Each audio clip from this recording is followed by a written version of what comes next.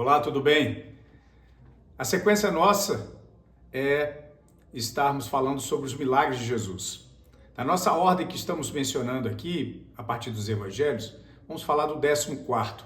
É um milagre que está registrado em Mateus capítulo 9, a partir do verso 27, quando Jesus ele cura 2 cegos de nascença. E o episódio acontece que eles vão, sabendo que Jesus está passando, eles vão ao encontro de Jesus e começam a clamar: Jesus, filho de Davi, tem misericórdia de nós. E quando Jesus chega a um local, a uma casa, lá estão eles, então Jesus questiona-os sobre o que eles realmente querem. E Jesus pergunta diretamente para os dois: vocês querem ser curados? E aí eles respondem prontamente: sim, Senhor, nós queremos ser curados. Então Jesus toca neles e eles são curados e passam a enxergar. E Jesus dá para eles uma informação importante: vão, mas não saem publicando isso. Não precisa sair contando para ninguém.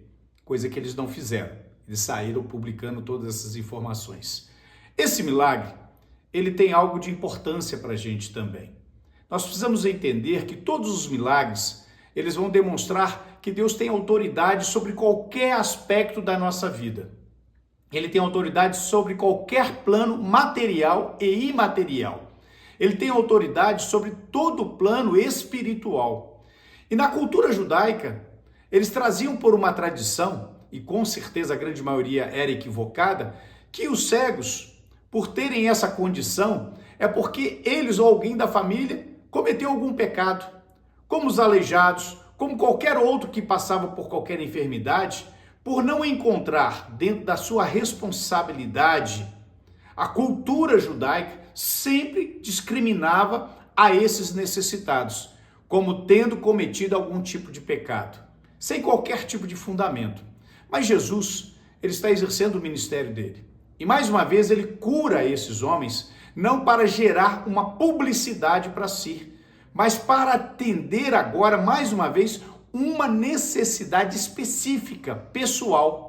Mas quando Jesus ele quer realmente atender a necessidade do coração das pessoas, nós vamos encontrar em outros momentos que talvez nós não vamos estar nem mencionando aqui nessas etapas dos milagres de Jesus.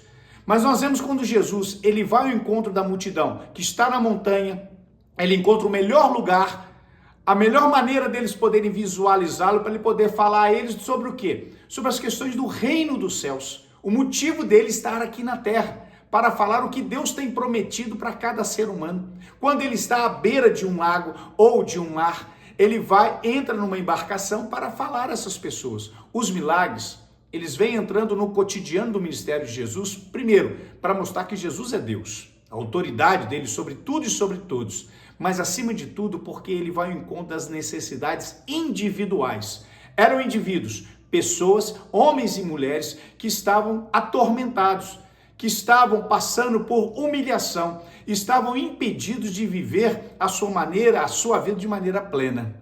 E isso que nós precisamos compreender. Agora, quando a gente traz para uma realidade do tempo de hoje, o que esse milagre, como os outros, representam para nós? Ora, essa semana anterior, nós tivemos um evento no Brasil, que ele completou 33 anos, que é a chamada Marcha para Jesus, em São Paulo.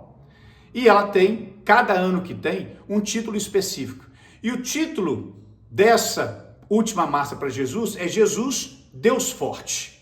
E segundo os organizadores, eles apropriaram para dar destaque a esse tema, em função muito, porque coincide com a idade de Jesus, aonde ele foi sacrificado, mas mostra o sacrifício de Jesus, mas entendem também que é o momento em que Jesus ressuscitou.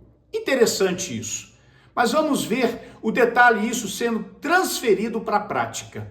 Quando nós olhamos para a marcha de Jesus, seja essa ou os últimos eventos, nós vemos sim uma importante aglomeração de pessoas que, mesmo tendo a sua religiosidade sobre doutrinas com alguns pontos diferentes, estavam ali reunidos, que estavam cantando louvores. Importante isso. Mas a partir do momento que você começa a dar um show pirotécnico, quando você traz o envolvimento político para essa realidade e simbolismo totalmente equivocados, isso está fora da realidade. Está fora dos milagres de Jesus, está fora da demonstração do poder de Jesus.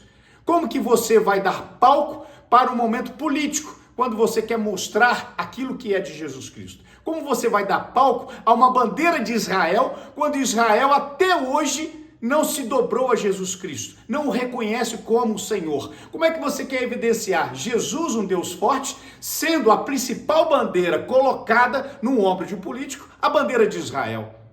Nós não podemos perder a simplicidade e o poder do Evangelho, porque o poder do Evangelho, ele está na sua simplicidade, mas ele está na sua transparência e ele está na sua verdade. E quando Jesus percebe que há algum movimento político dentro do seu ministério, ele simplesmente corta, como cortou para os discípulos, para quem estava seguindo ele. Se vocês querem entender o que é essa realidade, Jesus falou assim: dai a César o que é de César, mas entrega para Deus o que é de Deus.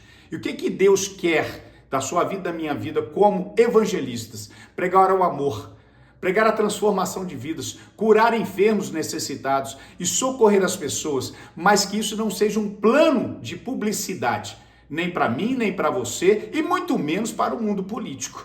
Essa transferência dessa relação está contaminando a pureza do Evangelho no nosso país. E nós precisamos voltar às origens, como está escrito lá. Nós precisamos voltar ao primeiro amor. O milagre de Jesus, ele mostra isso. O que vocês querem?